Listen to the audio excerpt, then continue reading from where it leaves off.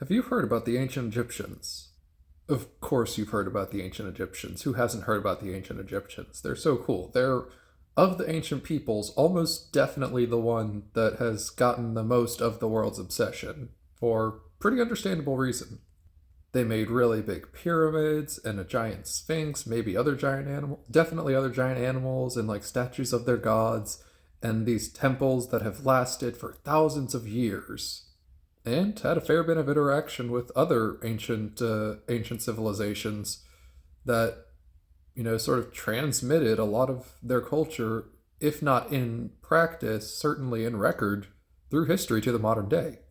And ancient Egypt lasted a long time. I forget where in the middle, but there is somewhere in the middle where ancient Egyptians were studying ancienter Egyptians. Like people who we consider ancient were studying their own people who they considered ancient.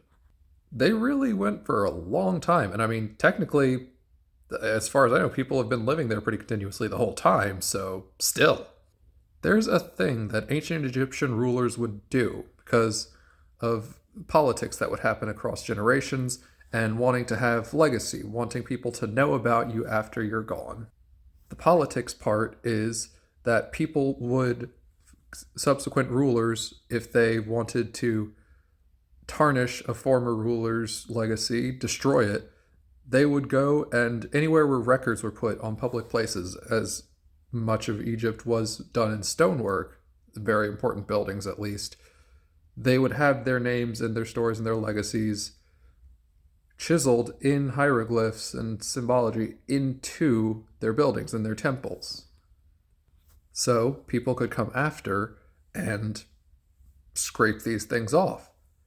A way to prevent this is to carve your symbols and your hieroglyphs of your name very, very deeply so that you would, basically have to scrape off 6 inches or random number, however much stone, to try to deface someone's history.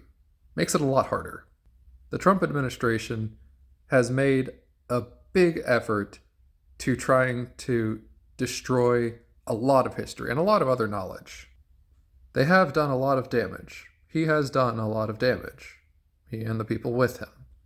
But I don't think we are, in at least some things, still at the level of a person's name forgotten means everything is lost. Because a lot of what's being attacked is science. And the thing about that is it's true no matter who finds it again. So just a moment to say, as devastating as this is, it's not irrecoverable.